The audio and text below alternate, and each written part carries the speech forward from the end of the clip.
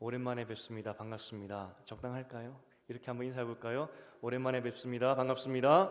오랜만에 뵙습니다. 반갑습니다. 네. 제가 보통 행사를 할 때 마음에 두 가지를 항상 생각을 하면서 준비를 합니다. 첫 번째는 초대를 하는 분들은 여러분 아니겠습니까? 그러니까 여러분들이 부끄럽지 않도록 행사를 잘 준비해야 되겠다. 실제 우리가 잔치를 준비한 사람들인데 초대한 우리가 부끄럽다면 초대 받은 사람에게도 얼마나 큰 신뢰겠습니까? 그래서 어떤 행사를 준비할 때는 항상 우리가 부끄럽지 말자. 그래서 누가 오더라도 부끄럽지 않는 그런 모임 행사를 만들자. 그게 첫 번째고, 두 번째는 오셨을 때 등록하면 너무나 좋겠지만 그러지 않고 그냥 한 번 왔다가 가시는 분도 그렇게 상당수가 됩니다. 하지만 한 번 교회 왔지만, 처음 교회 왔지만 그래도 이곳이 예수님이 함께하는 곳이라서 따뜻하구나, 그런 좋은 인상, 그리고 하나님의 따스함을 느끼고 갔으면 좋겠다. 그 두 가지를 항상 마음에 두고 준비를 하고 있습니다. 첫 번째, 어떤 면에서 첫 번째 2024년 행사인데 그렇게 준비하고 있는데, 여러분들도 같이 기도로 또 협력하여 주셔서 우리가 부끄럽지 않고, 그리고 어떤 분이 오실지 모르지만 마음 따뜻하고 돌아갈 수 있도록 같이 마음을 모아주시면 감사하겠습니다. 우리가 지난 작년까지 사무엘 상을 쭉 보았었습니다. 그리고 오늘 사무엘 하를 보게 되는데, 사무엘 하를 딱 여니까 어떤 소식이 다윗에게 들리냐면 사울이 죽었다는 겁니다. 사실 이것만큼 다윗에게 기쁜 소식이 어디 있겠습니까? 10년 동안 자기를 쫓아다니면서 죽이려고 했던 그 원수 사울이 죽었다는 소식이 다윗에게 들립니다. 이것만큼 기쁜 소식이 어디 있겠냐는 겁니다. 여러분들이 만약에 그 사울이 죽었다는 소식을 들었다고 생각한다면 이 소식을 빨리 다윗에게 전해주고 싶은 마음이 없으시겠습니까? 원수인데 당신이 이제 해방됐습니다, 이런 소식을 아마 다 전해주고 싶은 그런 마음이 계실 거다 생각을 합니다. 하지만 오늘 본문에 나오는 이 다윗은 사울이 죽었다는 소식에 기뻐하지 않고 옷을 찢으면서 슬퍼합니다. 다윗뿐만 아니라 지금 10년 동안 함께 고생했던 600명의 사람들도 함께 슬퍼합니다. 아니, 원수가 죽었는데 어떻게 옷을 찢으며 슬퍼할 수 있느냐? 첫 번째 드는 생각은 가식이다 생각이 들기도 하죠. 이 다윗이 정치적으로 고단수라서 이 가식을 부리고 있지 않느냐 하는 생각이 들기도 합니다. 그런데 만약 정말 다윗이 가식적으로 그렇게 슬픔을 표현했다면 성경은 정확히 지적했을 겁니다. 다윗이 지금 가식쟁이라고. 하지만 오늘 본문을 아무리 읽어도 다윗과 그 600명은 가식의 사람이 아니었습니다. 진심으로 사울의 죽음을 슬퍼하고 있습니다. 아니, 왜 슬퍼할까? 그런 질문이 들죠. 오늘 우리가 읽지 않았지만 1절부터 10절까지의 그 내용이 있습니다. 아말렉 출신 용병이 이 사울 편에서 전쟁에 참전을 했던 모양입니다. 그런데 이 용병이 우연히도 사울이 죽은 것을 보게 됩니다. 이때 이 용병이 했던 행동이 무엇이냐면 사울의 왕관과 그 팔에 있던 고리를 빼서 다윗에게 달려가는 것이었습니다.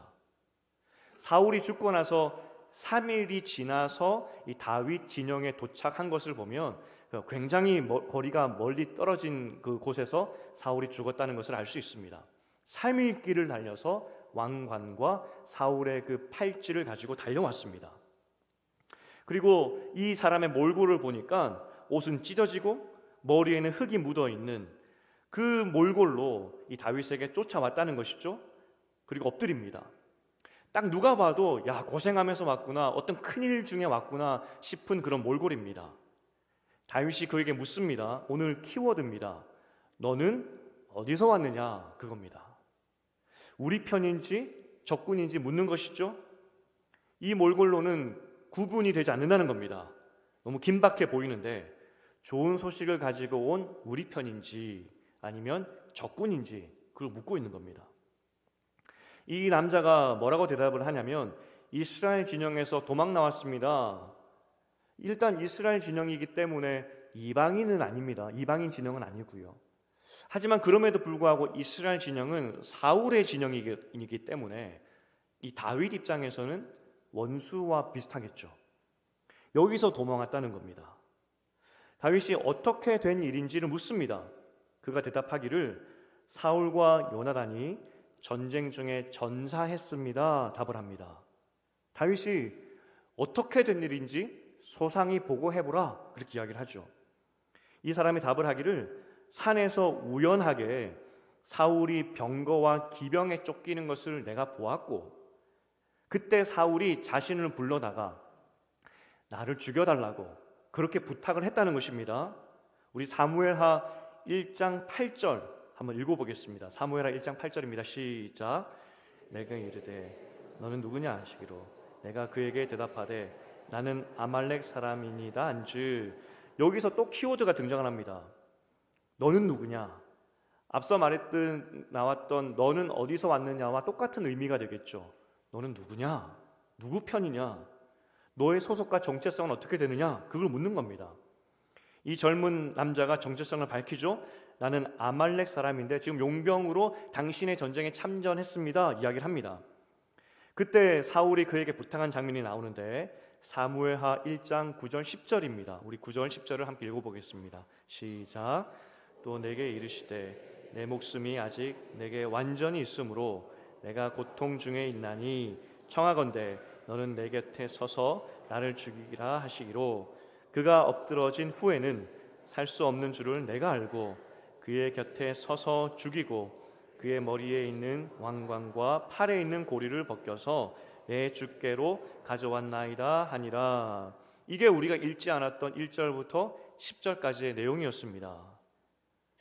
사울이 죽여달라는 그 부탁에 내가 그를 죽였고 그리고 그의 왕관과 팔의 고리를 가지고 당신에게 왔습니다. 이야기하는 겁니다. 왜 성경은 이 이야기를 디테일하게 길게 썼을까 하는 질문이 들게 됩니다.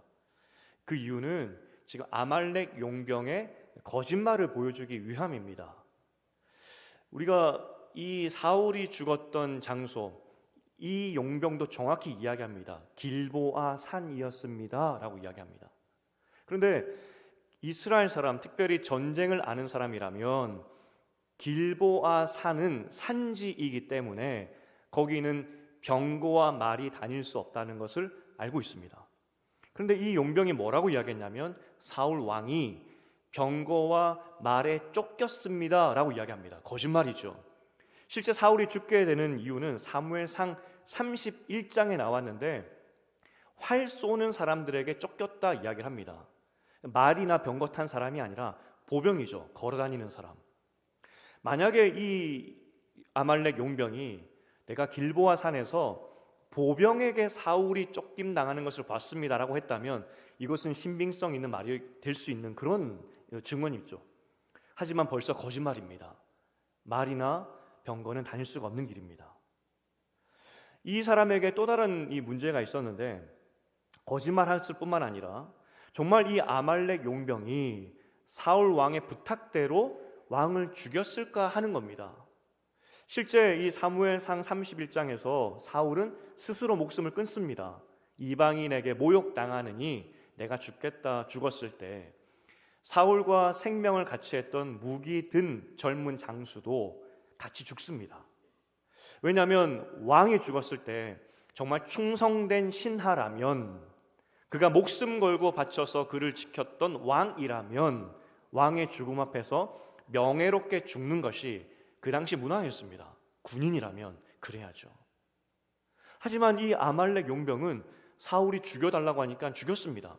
거기까지 어떻게 죽였다고 할 수 있겠지만 그 후가 문제입니다.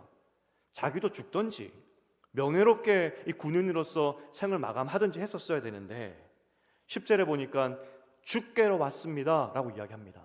무슨 말이냐면 어제까지는 사울 왕이 내 주였다면 이제는 다윗 당신이 나의 주입니다 고백을 하는 것이죠.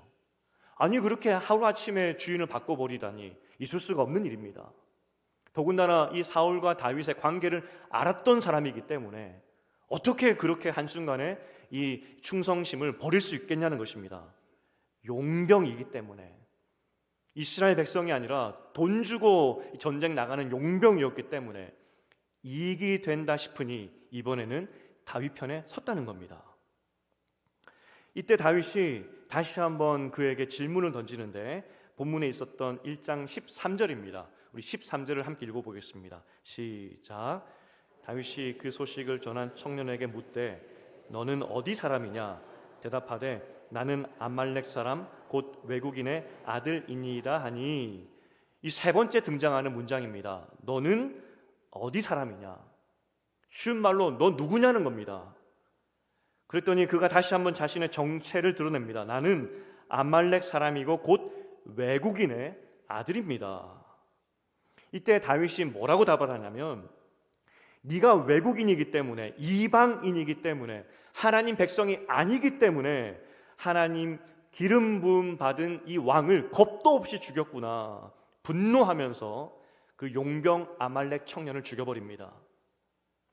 사실 이 아말렉 용병은 정말로 다윗이 기뻐할 줄 알았습니다. 우연히 죽은 사울을 발견했고요. 이때다 싶어서 그 왕관과 이 팔에 링을 가지고, 고리를 가지고 왔는데, 이 사울을 내가 죽였다고 거짓말하면 이 사울이 죽은 것이 확실한 증거일 뿐만 아니라 내가 큰 공로를 또 차지할 수 있으니 이 거짓말까지 보태서 사울은 완전히 죽었고 내가 받고 내가 죽였고, 그리고 그 증거로 이걸 가지고 왔습니다 라고 왔다는 겁니다. 왜냐하면 다윗이 좋아할 줄 알고, 원수가 죽었으니. 만약 이 아말렉 용병이 다윗이 즐거워하지 않을 것이다 라는 것을 알았다면 왕관과 사울이 가지고 있던 팔의 링을 가지고 고향으로 갔을 겁니다. 고향으로 가서 그 왕관을 녹여서, 금이지 않습니까? 그거 팔면은 부자 됩니다. 그 팔에 있었던 팔찌와 같은 그것도 아마도 잘 장식되었던 고가의 물품일 겁니다. 그거 2개만 팔아도 이 사람은 평생 먹고 살 수 있습니다. 그런데 굳이 이것을 다윗에게 가져간 이유가 무엇이겠습니까? 다윗의 황금 왕관보다, 팔에 끼었던 그 고리보다도 더 큰 상을 다윗이 줄 것이다. 왜냐하면 원수를 죽였기 때문에 다윗이 반드시 기뻐할 거다라고 믿고, 철석같이 믿고 그는 3일을 달려서 다윗에게 쫓아간 겁니다. 집을 안 가고. 그런데 3일을 달려서 다윗에게 갔더니 다윗이 그를 죽여버립니다. 아말렉 병사는 이 사울의 죽음에서 아무런 애통함도 없었습니다. 슬픔도 없었습니다. 실제 사무엘상 31장 8절을 보면 사울이 죽고 나서 그 다음 날 사울 왕이 죽었다는 그 시신이 발견이 됩니다. 그러니까 전쟁이 굉장히 급박했고요. 다른 말로 하면은 하루라는 시간이 있었기 때문에 이 아말렉 병사는 사울의 시신을 적어도 감회장할 수 있을 정도의 시간과 기회가 있었다는 겁니다. 하지만 이 아말렉 병사는 뒤도 돌아보지 않고 그의 왕관과 팔에 고리를 들고 다윗 새로운 주인에게 찾아가 버리게 됩니다. 상 달라고. 이때 사실 다윗이 슬퍼하는 것은 상식에 맞지 않아 보입니다. 아말렉 이 용병의 행동이 상식에 맞는 것 같지 않으십니까? 아니, 원수가 죽었다는 소식을 가지고 왔는데 상을 줘야죠. 다윗이 근데 분노하고 있습니다. 가식적으로 보일지 모르겠지만 성경은 분명히 이야기합니다. 다윗은 정말 슬퍼했다고. 그러하기 때문에 아말렉 사람의 눈에는 이해가 되지 않는 겁니다. 아니, 왜 원수가 죽었는데 저렇게 슬퍼하지? 오늘 설교의 제목이 너는 누구냐입니다. 3번이나 오늘 본문에서 반복을 하고 있습니다. 너는 누구냐고. 성경은 이야기합니다. 아말렉 용병은 이방인이기 때문에 사울의 죽음을 기뻐하지만 이스라엘 백성이라면, 하나님의 자녀라면 사울의 죽음에 기뻐할 수 없다는 겁니다. 아니, 이 다윗과 함께한 600명의 사람들이 그거 왜 슬퍼했을까? 왜 이게 당연한 모습이 되어야 되는지 우리는 궁금하죠. 왜 슬퍼해야 되는 것인지. 이 다윗이 이 사울의 죽음 앞에서 웃지 않은 이유가 있었습니다. 오늘 본문의 시작 부분이었는데 사무엘하 1장 1절입니다. 거기에 다윗이 왜 웃지 않았는지 큰 힌트를 얻을 수가 있습니다. 우리 함께 읽어보겠습니다. 시작.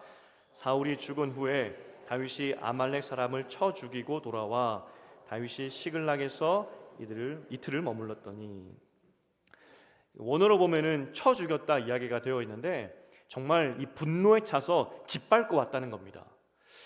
이 무슨 일인지 모르겠지만 다윗이 너무나 분노하여서 이 아말렉을 완전히 진멸해버리고 왔다는 것인데, 우리가 사실 이 내용, 이 다윗이 분노한 이유를 작년에 보았었습니다. 잠깐 우리가 복습을 해보면 27장부터 있었던 이야기입니다. 다윗이 사울에게 쫓겨서 더 이상 이 이스라엘 땅에서는 살 곳이 없어서 어디로 가느냐? 블레셋 땅으로 들어갑니다. 그리고 블레셋 왕에게 망명 요청을 합니다. 하나님 백성이 살려달라고 이방 왕에게 부탁하죠. 이때 성경은 이야기합니다. 사울 왕도 엉망으로 살았지만 다윗도 엉망이었다 이야기를 합니다.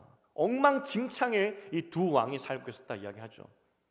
이후에 다윗이 더 얼마나 엉망이 되냐면, 블레셋 왕에게는 충성 맹세해 놓고 그가 했던 짓이 어떤 것이었냐면, 이 인근에 있었던 이방인 이 도시들을 침략하여서 거기에 있는 사람들을 다 죽이고 그들이 가지고 있던 물건들을 다 뺏어옵니다. 이 다윗이 이방인 사람들을 다 죽였던 이유가 무엇이냐면, 한 사람이라도 살아서 블레셋 왕에게 가서 이 다윗이 거짓으로 우리에게 항복했다고 해버리면 큰일 나니까 완전히 진멸해버립니다. 어린아이까지. 이렇게 잔혹하게 다윗이 1년 4개월 동안 블레셋에 빌붙어서 거짓말하면서 재산을 늘렸던 것이 지난 1년 4개월의 다윗의 삶이었습니다. 블레셋 왕에게는 내가 이스라엘을 공격해서 재물 얻었습니다 라고 했지만 실상은 거짓말로 그 블레셋 사람들을 몰살시켜가면서 다 거두었던 것이 다윗의 모습이었습니다. 아마 다윗과 이 다윗뿐만 아니라 함께했던 600명은 야, 블레셋 오길 잘했다, 이렇게 묘안이 있어서 재산도 늘려가고 1년 4개월 동안 두 발 뻗고 자니까 이것만큼 좋은 때가 어디 있느냐, 블레셋으로 넘어오길 잘했다고 아마 자기들끼리 기뻐했을 겁니다. 그런데 인생이 항상 그러하듯이 이 기쁨도 길지 않았습니다. 얼마 지나고 나서 이 블레셋 왕이 이스라엘과 전쟁을 하겠다는 겁니다. 그리고 다윗에게 같이 가자고 요청하는 것이죠. 다윗이 이 전쟁에 참전을 하게 되면 영영 다윗은 이스라엘로 돌아가지 못합니다. 그런데 거절할 수가 없어요. 거절하면 블레셋 왕이 죽이니까. 그러니까 다윗뿐만 아니라 다윗과 함께했던 600명도 아무 말 못하는 겁니다. 끌려가는 것이죠.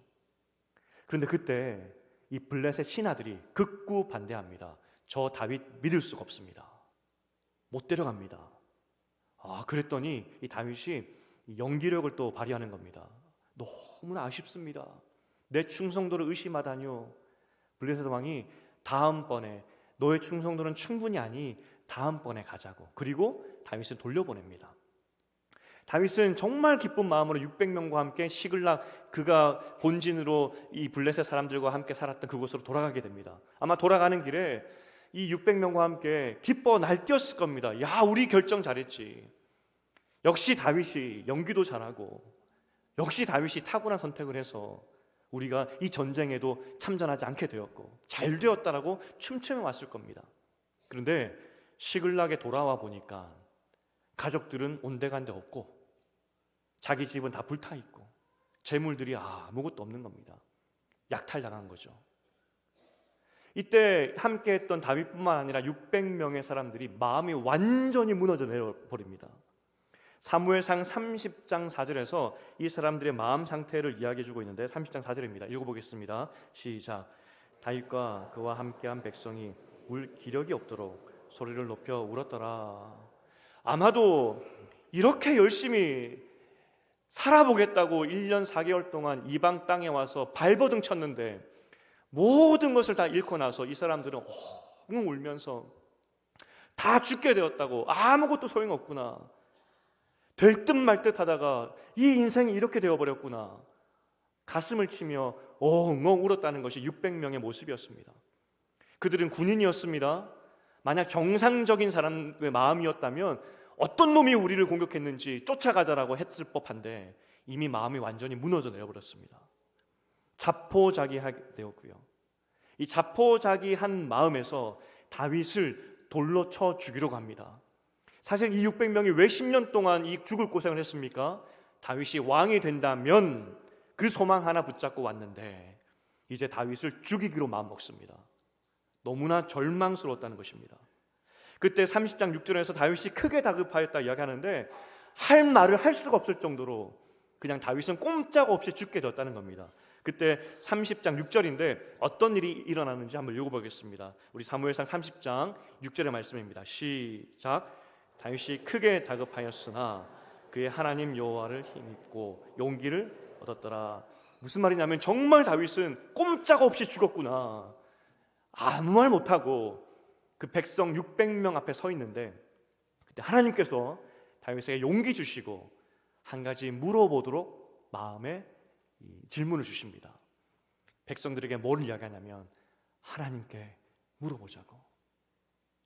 지난 1년 4개월 동안 블레셋 땅에 갈 때 한 번도 하나님께 묻지 않았었는데 하나님께서 다윗 마음 가운데 하나님께 물어보라고. 그리고 함께 하나님께 물었더니 가족들이 어디 있는지 누구 소행인지 알게 되고 알고 보니 아말렉 사람들이었고 가서 실컷 짓밟고 돌아오게 됩니다. 그게 오늘 1장 1절입니다. 돌아왔는데 하나님의 은혜로 1년 4개월 동안 열심히 살아서 모았다 생각했는데 모든 것을 다 잃고 다 끝났다고 했을 때 하나님의 은혜로 다시 다 찾게 된 그 순간 그때 사울의 죽음 소식을 듣게 된 것입니다. 여러분, 다윗과 함께 했던 그 다윗뿐만 아니라 함께 했던 600명이 이 사무엘 상에 있었던 그 이야기를 통해서 뭘 깨달았겠습니까? 우리가 열심히 일을 해봤는데 죽도록 노력해봤는데 우리가 할 수 있는 것은 정말 아무것도 없구나. 하나님이 하셔야 되는 것이구나. 사울이 무서워서 이렇게 도망 다녔는데 이 세상에는 사울보다 더 무서운 것이 훨씬 많구나. 사울 때문에 망하는 줄 알았는데 아말렉 때문에도 망할 수도 있는 것이고 블레셋 때문에도 망할 수 있는 것이고 그런데 우리가 살 수 있는 것은 하나님이 지키시니 나는 사는 것이구나. 이 다윗과 600명은 그것을 깨닫게 된 것입니다. 그리고 그것을 깨닫게 되니 더 이상 사울이 적으로 보이지 않는 겁니다. 사울이 무섭지 않은 겁니다. 하나님의 때에 하나님의 방법으로 하나님께서 그 뜻대로 일을 하실 것인데 나를 잡아 죽이려고 하는 그 사울이 더 이상 무섭지 않다는 겁니다. 그리고 그 사울의 죽음 앞에서 진심으로 애통하게 되는 겁니다. 하나님의 자녀가 이방인 손에 전쟁에서 죽었구나. 진심으로 애통하는 사람들로 변했다는 겁니다. 여러분, 제가 사무엘상을 나누면서 계속 여러분과 나눴던 한 가지 주제가 기억나십니까? 10년 동안 사울이 다윗을 쫓아다녔습니다. 그런데 그 10년의 의미가 다윗에게만 중요한 것이 아니라 사울에게도 굉장히 중요했습니다. 하나님은 다윗을 지키시고 돌보셨을 뿐만 아니라 그 사랑하는 사울, 이 정신 못 차리는 사울에게 10년의 기회를 허락하신 겁니다. 나에게 돌아오라고. 하나님은 다윗만 사랑하시는 것이 아니라 사울도 사랑하셨고 사울이 돌아오게 하기 위해서 끊임없이 노력하셨다는 것이 사무엘상의 지난 10년의 이야기였습니다. 실제 우리가 사울 왕의 죽음 이후의 사건에 대해서 보았었습니다. 사울 왕이 그렇게 시신으로 발견되었을 때 이 블레셋 사람들이 어떤 만행을 저지르냐면 그의 시신과 아들들의 시신을 거두어다가 자신들의 성벽에 박아버립니다. 이겼다는 것이죠. 모욕을 주는 것입니다. 이때 길르앗 야베스 사람들이 이 소식을 듣습니다. 그 사람들이 일어나서 밤새워 달려서 적진 깊숙하게 있는 블레셋 그 도시 그 성까지 달려가서 목숨 걸고 성벽에 달려있는 사울 왕의 시신과 아들들의 시신을 가져오게 됩니다. 그리고 애통하며 장례를 치러주는 장면이 사무엘상의 마지막 장면이었습니다.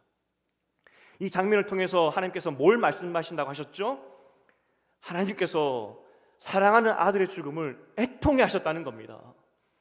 내 사랑하는 아들이 이렇게 죽다니. 특별히 길르앗 야베스 사람들이 왜 나왔느냐?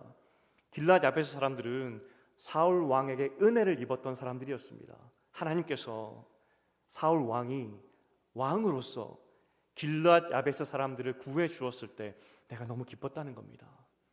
그리고 그때를 기억하게 하시면서 사울 왕도 너무나 귀한 내 아들이다 이야기하신 것이죠. 다윗도 그랬고 이제 다윗과 함께 했던 600명도 이제 깨닫게 됩니다. 사람이 아무리 죽도록 노력해도 나는 나 자신 하나도 지킬 수가 없고 나를 지키시는 분은 하나님이시구나. 1년 4개월 동안 엉망으로 살았는데 하나님이 우리를 버리시지 않으셨구나. 사실 이방 땅에서 그렇게 엉망으로 살았기 때문에 다윗과 600명 그렇게 죽어도 쌉니다. 하나님 없이 살았기 때문에 망해도 됩니다. 그런데 하나님께서 그들 살려주셨습니다. 그리고 깨닫게 되는 것이죠. 나도 귀하고 사울 왕도 귀하고. 실제 나의 원수는 사울 왕이 아니라 하나님의 자녀됨을 잃게 만들었던, 잊어버리게 만들었던 내 자신이었구나. 그걸 깨닫게 된 겁니다. 성경은 계속 묻습니다. 너 누구냐고, 너 누군지 기억하라고. 내가 누구인지를 잊어버렸을 때 사울 왕이 우리의 원수가 되는 것이 아니라 내가 내 자신에게 원수가 된다는 겁니다. 나는 누구인가? 3번 물어봅니다. 이방인이라면 원수의 죽음 앞에서 박수치는 인생을 살게 되겠지만 하나님 백성이라면 원수 따위는 두려워하지 않는 인생을 살게 될 거라는 겁니다. 지난 한 주간에 돌담 예배가 있었습니다. 그때 우리 함께 활동으로 인생 그래프라는 것을 그리는 것이 있었습니다. 아마 그려본 분은 아실 겁니다. 기준선이 중간에 있으면 아래쪽으로는 고난, 슬픔, 어려운 일들, 그것을 점을 찍게 되고요. 고난이 깊어지면 깊어질수록 그 고난의 점은 저 밑에 찍히겠죠. 또 중간 위로는 기쁨의 순간들을 점 찍게 됩니다. 기쁘면 기쁠수록, 감사하면 감사할수록 그 점은 저 위에 찍히게 되겠죠. 그거를 나이별로 이렇게 점을 찍다 보면은 정말 요동치는 것을 보게 될 겁니다. 가운데 선을 기준으로 파도 치듯이 요동쳤구나, 그것을 보게 될 겁니다. 그게 인생 그래프의 모습 아니겠습니까? 저희도 집에서 이제 그 예배를 드리면서 인생 그래프를 각자 그려보았습니다. 아이에게 인생 그래프를 그리는 법을 알려주었죠. 그런데 이 아이가 듣더니 지체 없이, 한치의 망설임 없이 기준선 위 한참 위에다가 일자로 선을 하나 쭉 그어버리는 겁니다. 그러면서 하는 말이 나는 항상 좋아, 나는 항상 행복해, 그러는 겁니다.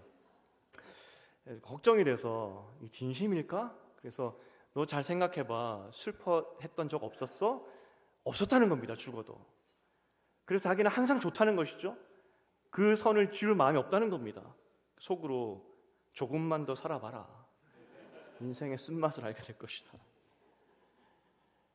사실 우리는 정말 요동을 칩니다. 세상에서 가장 두려운 것들, 원수 같은 것들, 고난이 오면 저 인생 뒷바닥에 점이 찍히게 되는 것이고요. 우리는 그것을 두려워합니다. 하지만 실제 우리가 가장 두려워해야 될 것이 무엇이냐면 우리를 두렵게 하는 어떤 적이나 환경들이 아니라 하나님을 잊어버리는 나 자신이라는 겁니다. 오늘 성경은 우리에게 묻습니다. 너 누구냐고. 너는 너 자신을 누구라고 정의하느냐고. 세상 사람들처럼 살기 위해서 곤모술수를 부리면서 오늘 아말렉 청년처럼 살고 있지는 않는지 성경은 너는 어떻게 살고 있느냐고 물어보고 있다는 겁니다. 제자반 이제 시간이 되어서 제자반 성장반에서 이때쯤 되면 이제 간증문을 쓰는 기간입니다. 그래서 굉장히 고통스러워하고 계시고요. 하지만 여러분들도 꼭 한번 써보셔야 됩니다. 우리 모두의 고통이 돼야 됩니다. 그런데 이걸 쓰시면서 저에게 보내주시고 읽어보면 정말 인생의 파도를 보게 됩니다. 파도를, 굴곡을 보게 되고 그때마다 그런데 그분들의 고백이 있습니다. 한 번도 인생을 돌아본 적이 없고 간증문을 써본 적이 없는데 이 시간을 내어서 간증문을 써보니 내가 인생의 바닥일 때 하나님께서 찾아오셔서 내가 누구인지 알려주시고 내 스스로 이 고난의 인생의 저점에서 탈출한 것이 아니라 하나님이 나를 건져주셨다. 다 그 고백이 간증문에 써 있는 것을 보게 된다는 겁니다. 하나님의 타이밍은 정말 오묘한 것 같습니다. 만약 다윗에게 이 시글락에 있었던 실패가 없었다면 블레셋 왕에게 돌아오는 길에 그 마을에 습격 사건이 없어서 너무나 평안하게 돌아와서 너무나 평안하게 가족들과 떵떵거리고 살았다면, 그때 사울 왕의 죽음의 소식이 다윗에게 들렸다면 옳다구나 잔치했을 것입니다.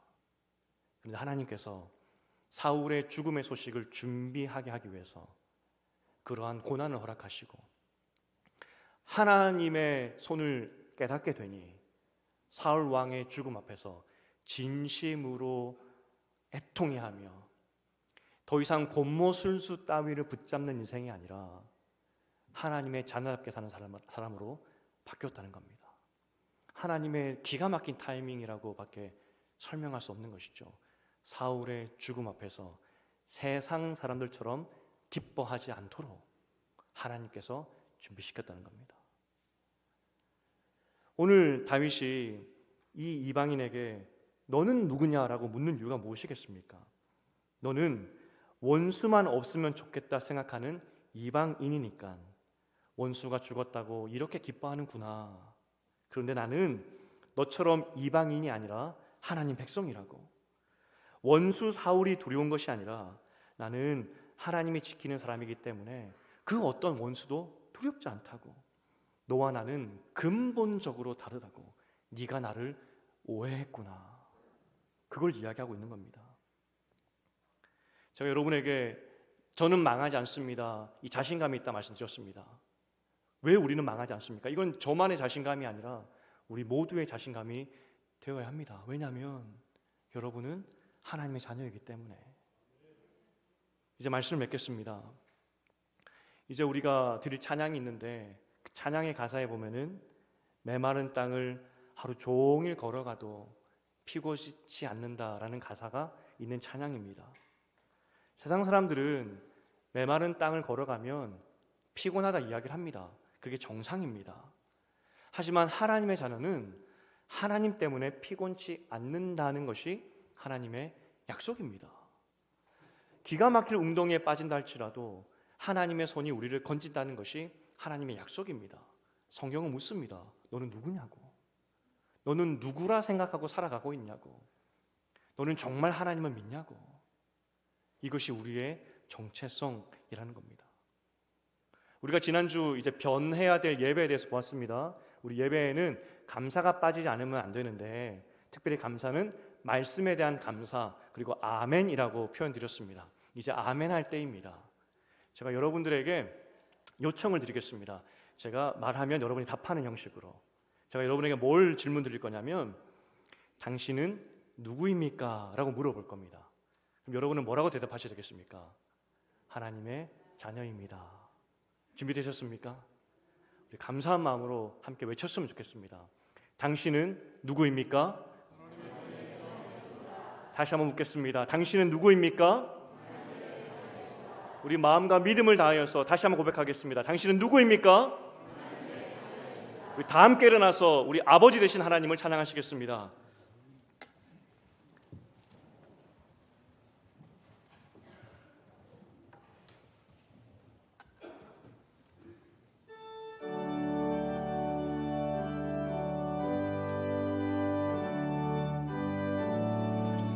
오 놀라운 구세주,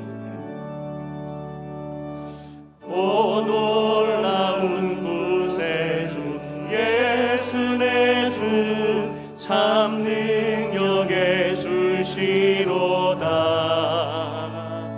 금마위 및 안전한 그곳으로 내 영혼을 숨기시네. 메마른 땅을 종일 걸어가도 아니하며 저 위험한 곳 내가 이를 때면 큰 바위에 숨기시고 주 손으로 덮으시네. 오 놀라운 구세주 예수 내 주 내 모든 짐 벗기시네. 죄악에서 날 끌어 올리시며 또 나에게 힘쓰시네. 메마른 땅을 종일 걸어가도 나 피곤치 아니하며 저 위험한 곳 내가 이를 때면 큰 바위에 숨기시고 주 손으로 덮으시네. 측량 못할 은혜로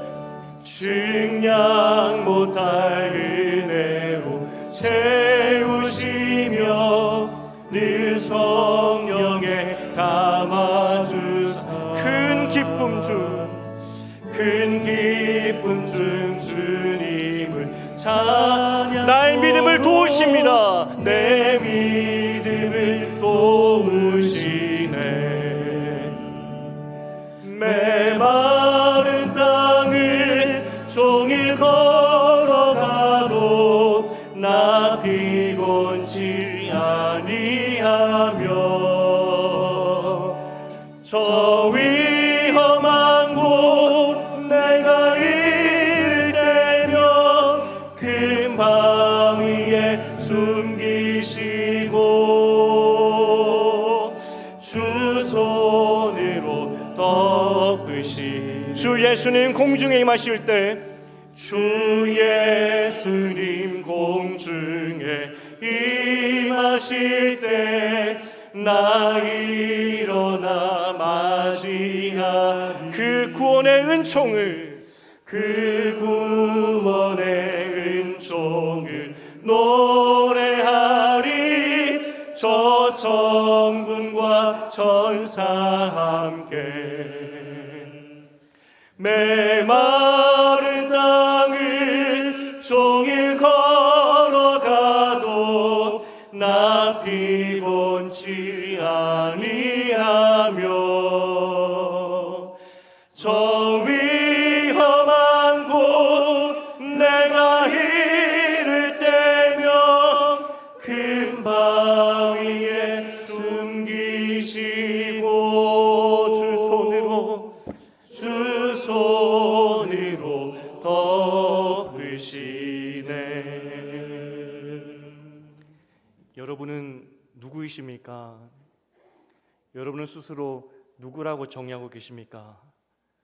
하나님께서 말씀하십니다. 너희는 내 자녀라고, 내 아들과 딸이라고. 이것을 잊어버리는 순간 이 땅에서 가장 적이 바로 나 자신으로 돌변하게 된다는 겁니다.